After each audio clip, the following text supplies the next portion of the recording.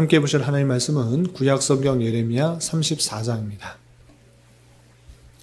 오늘 6월 4일 예레미야 34장을 낸다는데 34장도 22절까지 조금 길게 되어 있어서 다 읽지는 않고요. 1절부터 16절까지 말씀을 함께 봉독하겠습니다. 구약성경 예레미야 34장 1절부터 16절까지 말씀, 구약성경 1107면 전후를 보시면 되겠습니다. 1절부터 함께 봉독합니다. 바벨론의 느부갓네살 왕과 그의 모든 군대와 그의 통치하에 있는 땅의 모든 나라와 모든 백성이 예루살렘과 그 모든 성읍을 칠 때에 말씀이 여호와께로부터 예레미야에게 임하여 이르시되 이스라엘의 하나님 여호와께서 이와 같이 말씀하시니라. 너는 가서 유다의 시드기야 왕에게 아뢰어 이르기를 여호와의 말씀에 보라, 내가 이 성을 바벨론 왕의 손에 넘기리니 그가 이 성을 불사를 것이라. 내가 그의 손에서 벗어나지 못하고 반드시 사로잡혀 그의 손에 넘겨져서 내 눈은 바벨론 왕의 눈을 볼 것이며 그의 입은 내 입을 마주 대하여 말할 것이요 너는 바벨론으로 가리라. 그러나 유다의 시드기야 왕이여 여호와의 말씀을 들으라. 여호와께서 내게 대하여 이와 같이 말씀하시니라. 내가 칼에 죽지 아니하고 평안히 죽을 것이며 사람이 너보다 먼저 있은 내 조상들 곧 선왕들에게 분향하던 것 같이 내게 분향하며 너를 위하여 애통하기를 슬프다 주여 하리니 이는 내가 말하였음이라. 여호와의 말씀이라 하시니라. 선지자 예레미야가 이 모든 말씀을 예루살렘에서 유다의 시드기야 왕에게 아뢰니라. 그때에 바벨론의 왕의 군대가 예루살렘과 유다에 남은 모든 성읍들을 쳤으니 곧 라기스와 아세가라와 유다의 견고한 성읍 중에 이것들만 남았음이더라. 시드기야 왕이 예루살렘에 있는 모든 백성과 한 가지로 하나님 앞에서 계약을 맺고 자유를 선포한 후에 여호와께로부터 말씀이 예레미야에게 임하니라. 그 계약은 사람마다 각기 히브리 남녀 노비를 놓아 자유롭게 하고 그의 동족 유다인을 종으로 삼지 못하게 한 것이라. 이 계약에 가담한 고관들과 모든 백성이 각기 노비를 자유롭게 하고 다시는 종을 삼지 말라 함을 듣고 순복하여 놓았더니 후에 그들의 뜻이 변하여 자유를 주었던 노비를 끌어다가 복종시켜 다시 노비로 삼았더라. 그러므로 여호와의 말씀이 여호와께로부터 예레미야에게 임하니라. 이르시되 이스라엘 하나님 여호와께서 이와 같이 말씀하시니라. 내가 너희 손주를 애굽 땅 종의 집에서 인도하여 낼 때에 그들과 언약을 맺으며 이르기를 너희 형제 히브리 사람이 내게 팔려왔거든 너희는 7년 되는 해에 그를 놓아줄 것이니라. 그가 6년 동안 너를 섬겼은즉 그를 놓아 자유롭게 할지니라 하였으나 너희 손주가 내게 순종하지 아니하며 귀를 기울이지도 아니하였느니라.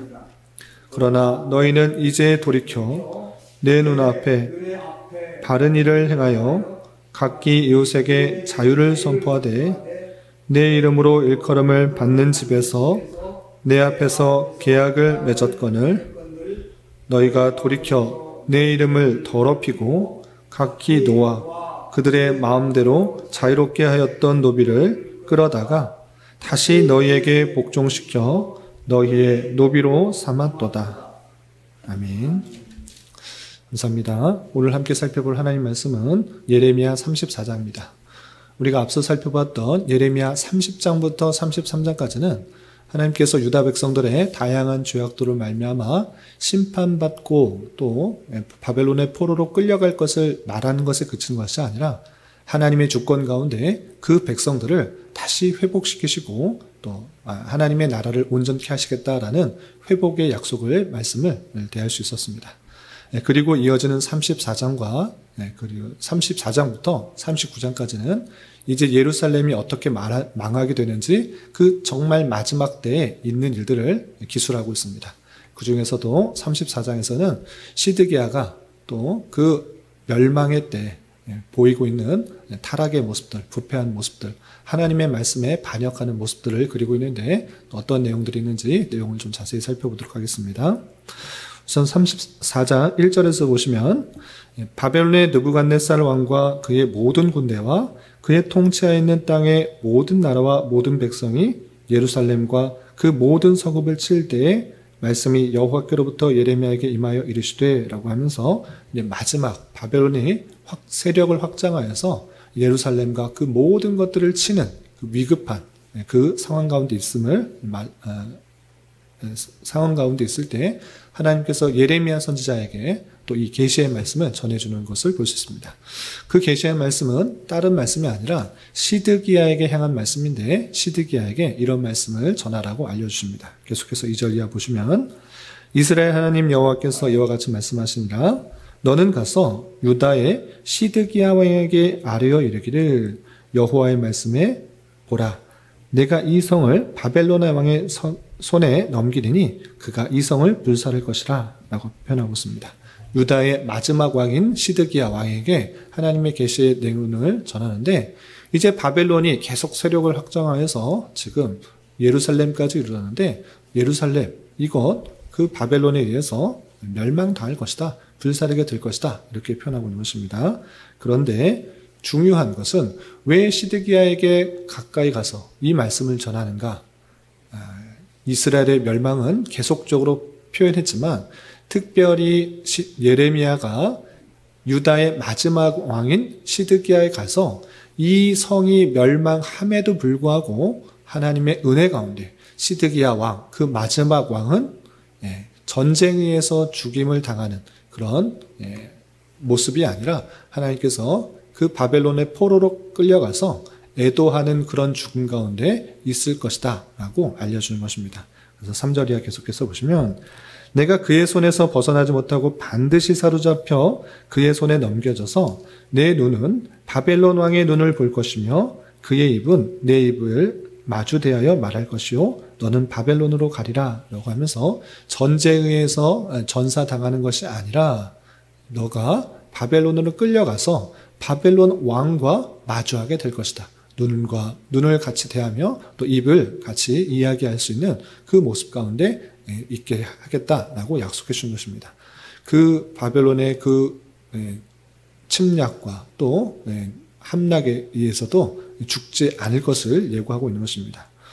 그래서 그 결국은 어떻게 되는가 4절 5절 계속해서 보시면 그러나 유다의 시드기야 왕이여 여호와의 말씀을 들으라 여호와께서 내게 대하여 이와 같이 말씀하시니라 내가 칼에 죽지 아니하고 평안히 죽을 것이며 사람이 너보다 먼저 있은 내 조상들 곧 내 선왕들에게 분향하던 것 같이 내게 분향하며 너를 위하여 애통하기를 슬프다 주여 하리니 이는 내가 말하였음이라 여호와의 말씀이라 하시니라 라고 하면서 지금 바벨론이 쳐들어와서 완전히 포위되고 이제 전쟁에 의해서 멸망당하는 그 상황 속에서도 하나님께서는 시드기야에게 특별히 말씀해 주시는 것입니다.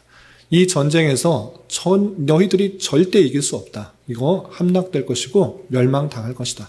그러나 똑바로 들어라. 시드기야 너는 그 칼에 의해서 죽는 것이 아니라 평안히 바벨론으로 끌려가서 그 바벨론 왕과 같이 있게 될 것이고 또 평안히 죽게 될 것을 그리고 선왕들이 그렇게 선왕들의 죽음에 애도하는 것처럼 많은 사람들이 너의 죽음을 애도하는 그런 일이 있을 것이다. 이렇게 약속하시는 것입니다. 이것이 하나님의 말씀이고 하나님의 뜻이다라는 것들을 시드기야 왕에게 전해주는 것입니다. 그러나 이 말씀을 통해서 우리가 먼저 생각해 볼 것은 왜 하나님께서 그냥 시드기야 왕 불순종하고 하나님 의지하지 않고 우상 숭배하고 또 다른 나라를 의지하는 그런 부패하고 타락한 왕에게 바벨론에 의해서 죽지 않도록 하는가? 그냥 칼에서 죽어서 하나님의 그 진노의 손길을 맛보아 알도록 하면 될 터인데 왜 그렇게 하지 않고 하나님께서는 예레미야를 통하여서 너가 평안히 죽게 될 것이고 칼에 의해 죽지 않을 것을 예고했는가? 다 인간의 지혜로서는 알 수 없습니다. 그러나 심판받아야 마땅한 그런 왕임에도 불구하고 하나님께서 그에게 베푸신 은혜다. 인간이 다 알 수 없는 하나님의 놀라운 은혜 가운데 그가 그 칼에 의해 죽지 않고 포로로 끌려가서 평안히 죽게 되는 그 일들을 받았다. 하나님의 은혜를 받았다. 이렇게 생각할 수 있을 것입니다. 그런데 중요한 것은 그 다음부터입니다. 하나님의 다 알 수 없는 은혜를 받았을 이 시드기야가 그 하나님의 말씀을 받고 감사 찬송하며 하나님의 뜻을 더욱더 순종하며 나아가는 것이 아니라 그 은혜를 받았으면서도 하나님의 뜻을 무시하고 또 자기의 생각과 자기의 판단과 자기의 고집대로 나가는 모습들이 나타나고 있는 것입니다. 어떤 모습이 있는가? 8절을 이하를 보면 이렇게 되어 있습니다. 8절 보시면 시드기야 왕이 예루살렘에 있는 모든 백성과 한 가지로 하나님 앞에서 계약을 맺고 자유를 선포한 후에 여호와께로부터 말씀이 예레미야에게 임하니라. 여기까지는 아주 좋습니다. 지금 무엇하고 있는 거냐면 시드기야 왕이 백성들에게 하나님 앞에서 계약을 맺은 것입니다. 어떤 계약을 맺었는가? 그 백성들 중에 노예가 있는가? 종이 있는가? 하나님의 말씀에 근거하여서 7년째가 되는 해, 그러니까 안식년이 되면 모든 종들, 모든 노예는 해방하도록 했습니다. 어떤 사유에 의해서 돈이 부족하고 또 여러 가지 어려움을 당해서 노예로 들어가는 일이 혹 있을 수 있으나 그것은 영원토록 노예로 살지 않고 하나님의 백성의 온전한 자유를 주시기 위해서 7년째가 되면 곧 다 노예를 해방하도록 한 것입니다. 그래서 이 모든 것은 하나님의 주권 가운데 내게 주어진 것이지 내 재산과 내 소유와 내 명예가 아니고 하나님의 주권 가운데 모든 것이 온전케 될 것을 기억하도록 안식년을 지키도록 했던 것입니다. 그래서 이 말씀에 근거하여서 시드기야 왕이 그 백성들과 함께 모여서 계약을 한 것입니다. 하나님 앞에서 너희들을 자유를 준다. 종에게 자유를 선포한 것입니다. 그런데 이 약속하였던 것이 마음이 변하여서 바벨론이 쳐들어오니까 노예가 없고 또 종이 없으면 싸울 수가 없지 않는가.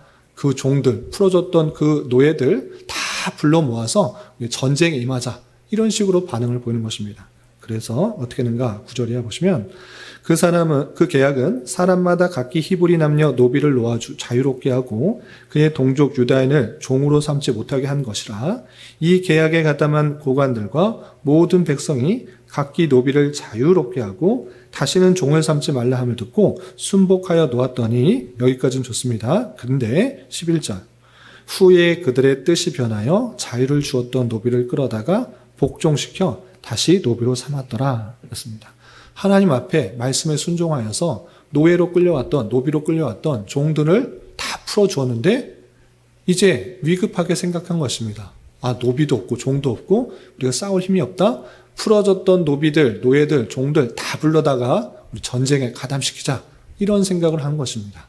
하나님께서 주신 그 은혜들 생각하지 말고 그 말씀에 순종하는 것이 아니라 또 자신의 생각, 자기의 판단, 인간적인 수단을 동원하여서 또 이 어려움을 타개하려 했던 것입니다. 이렇게 하나님 앞에 맹세하고 또 계약하였던 그 내용들을 파괴하는 그 모습을 하나님께서는 가만히 두시지 않고 진노하시는 것입니다. 그 진노의 내용이 12절이야 22절까지 되는데 하나님께서 말씀을 어떻게 전하시는가 계속해서 보시면 12절에 이렇게 되어 있습니다. 그러므로 여호와의 말씀이 여호와께로부터 예레미야에게 임하니라. 이르시되 이스라엘 하나님 여호와께서 이와 같이 말씀하시니라. 내가 너희 손조를 애굽 땅 종의 집에서 인도하여 낼 때에 그들과 언약을 맺으며 이르기를 너희 형제 히브리 사람이 내게 팔려 왔거든 너희는 7년 되는 해에 그를 놓아줄 것이라. 그가 6년 동안 너를 섬겼은즉 그를 놓아 자유롭게 할지라 하였으나 너희 선조가 내게 순종하지 아니하며 귀를 기울이지도 아니하였느니라. 그러나 너희는 이제 돌이켜 내 눈앞에 바른 일을 행하여 각기 이웃에게 자유를 선포하되 내 이름으로 일컬음을 받는 집에서 내 앞에서 계약을 맺었거늘 너희가 돌이켜 내 이름을 더럽히고 각기 노아 그들의 마음대로 자유롭게 하였던 노비를 끌어다가 다시 너희에게 복종시켜 너희의 노비를 삼았도다 라고 하면서 하나님께서 주신 말씀, 그 말씀의 뜻도 이해하지 못하고 하나님 앞에 맹세하였던, 그 다짐하였던, 계약하였던 그것을 파기하고 다시 노비로 삼았느냐, 다시 종으로 삼았느냐, 어떻게 되는지 똑바로 봐라. 17절 이하. 그러므로 여호와께서 이와 같이 말씀하시니라. 너희가 나에게 순종하지 아니하고 각기 형제와 이웃에게 자유를 선포한 것을 실행하지 아니하였은즉 내가 너희를 대적하여 칼과 전염병과 기근에게 자유를 주리라. 여호와의 말씀이라. 내가 너희를 세계 여러 나라 가운데서 흩어지게 할 것이며 라고 계속해서 나오고 있는데 여기서 먼저 보시면 그 자유를 주었던 것을 다시 파기하고 종으로 삼았느냐? 그러면 내가 무엇의 자유를 주겠다 하는가? 칼과 전염병과 기근에게 자유를 주겠다. 무슨 말씀입니까? 너희들이 그 자유를 허락하지 아니하였으니 내가 다른 것에게 자유를 주겠다. 칼과 기근과 전염병. 칼과 기근과 전염병이 너희에게 임하여서 그것으로 인하여서 너희 나라가 흩어지게 될 것이다. 심판받게 될 것이다. 이렇게 말씀하시는 것입니다. 하나님께서 주신 그 자유, 내 힘과 내 능력과 내 뜻대로 재산을 모으고 내 능력에 따라서 그것을 키울 수 있는 것이 아니라 하나님께서 하나님의 때에 모든 것을 회복하시는 것이고 하나님의 주권 가운데 그 모든 것을 맡기도록 하신 것인데 그렇지 않고 하나님이 주신 율법, 말씀 그리고 하나님 앞에서 하였던 맹세와 다짐조차 없인 여기는 그 모습을 하나님께서는 그 시드기야에게 징벌을 심판의 말씀으로 칼과 전염병과 기근에게 자유를 주어서 그것에 심판이 임하게 될 것을 말씀하는 것입니다. 그렇게 해서 어떻게 되는가? 결국은 마지막 21절, 22절을 보면 그 결국이 어떻게 되는지 이렇게 나와 있습니다. 21절, 22절 보시면 내가 유다의 시드기야 왕과 그의 고관들을 그의 원수의 손과 그의 생명을 찾는 자의 손과 너희에게 떠나간 바벨론 왕의 군대의 손에 넘기리라. 여호와의 말씀이니라. 보라, 내가 그들에게 명령하여 이 성읍에 다시 오게 하리니 그들이 이 성을 쳐서 빼앗아 불사를 것이라. 내가 유다의 성읍들을 주민이 없어 처참한 황무지가 되게 하리라. 라고 하면서 하나님께서 말씀하셨던 그 자유를 억압하고 또 노예를 삼은 그 모습들을 지적하며 칼과 전염병과 기근에게 자유를 주어서 이 나라가 바벨론의 왕에 넘겨지고 황무지같이 될 것이다. 이렇게 예언하는 그 말씀을 살펴볼 수 있습니다. 이렇게 34장에서는 특별히 그 남유다의 멸망 중에 시드기야에게 전했던 말씀과 그것을 순종하지 않음으로 말미암아 결국이 어떻게 될 것인지 또 경고하는 말씀을 대할 수 있습니다. 이 말씀을 통해서 우리가 교훈받을 수 있는 것들이 여러 가지 있는데 첫 번째, 이 시드기야 왕이 했던 모습이 우리의 모습과 크게 다르지 않은 모습들이 발견될 수 있다는 것입니다. 이게 무슨 내용이냐? 시드기야 왕이 받은 은혜가 상당히 놀라운 은혜인 것입니다. 그냥 죄악 가운데 있을 때 계속 부패하고 타락했을 때 하나님의 심판을 받아 그냥 칼에 죽어도 상관없습니다. 기근에 굶어 죽어도 또는 전염병에 걸려서 죽어도 전혀 이상하지 않은 것입니다. 수많은 사람들이 그렇게 죽어갔기 때문에 이 시드기야 왕도 그렇게 될 수 있는 것입니다. 그렇게 죽어도 전혀 이상하지 않습니다. 그러나 그런 가운데서도 그런 하나님의 엄중한 심판 가운데서도 하나님께서는 예레미야에게 말씀하셔서 시드기야에게 찾아가서 시드기야에게 이 말을 전해라. 이 성이 멸망당할 것이고 이 완전히 망하게 될 것인데 너는 칼에 죽지 않을 것이다. 평안히 죽을 것이다. 바벨론을 끌어가서 바벨론 왕을 만나게 될 것이다. 이것을 알려준 것입니다. 다 알 수 없는 놀라운 은혜를 받은 것입니다. 그 행위대로 심판을 받은 것이 아니라 하나님의 다 알 수 없는 은혜를 받은 것입니다. 하나님의 말씀 받았고 앞으로 어떻게 될지를 깨닫게 된 것입니다. 그런 놀라운 은혜를 받은 시드기야 왕이지만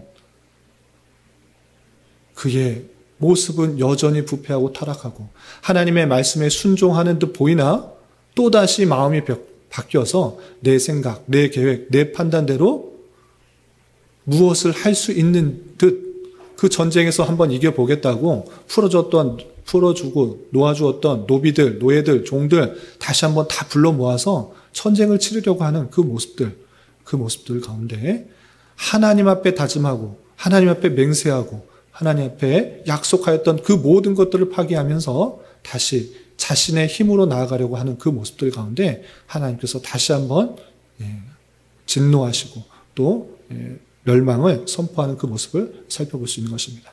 우리 또한 이 놀라운 은혜를 받은 것입니다. 우리의 행위대로 심판하지 않으시고 하나님께서 그 모습 가운데 택하신 백성들에게 주시는 놀라운 은혜 가운데 다시 새 생명을 얻은 것입니다. 사죄의 은혜, 또 새 생명의 은혜, 또 구원의 은혜를 우리에게 허락하여 주신 것입니다. 거저받은 인생, 그 놀라운 은혜를 받은 자로서 우리는 어떻게 살아가야 되는 것입니까? 내 힘과 내 노력과 내 생각과 내 판단대로 나아가는 것이 아니라 하나님께서 주신 말씀이 무엇인지, 하나님께서 뜻하는 것이 무엇인지를 고민하며 그 말씀대로 온전히 순종하며 나아가기를 힘써야 되는 것입니다.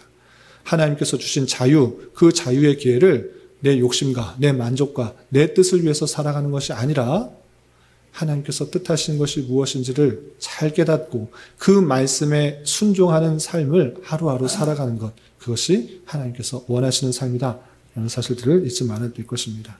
우리에게 허락하여 주신 자유를 선용하지 않을 때 시드기야에게 임한 그 저주의 말씀처럼 칼과 기근과 또 전염병에게 자유를 주리라 이렇게 말씀하셨던 것처럼 우리가 받은 자유를 선용하여서 하나님의 말씀을 더욱더 순종하고 그 뜻대로 나아가기 힘써야 될 것이고, 특별히 하나님 앞에서 계약하였던 것, 맹세하였던 것, 다짐하였던 것, 그 내용들이 헛되지 않도록 그 맹세하였던 것들을 굳게 지키기 위해서 더욱더 노력하고 힘쓰는 우리가 되야 될 것입니다.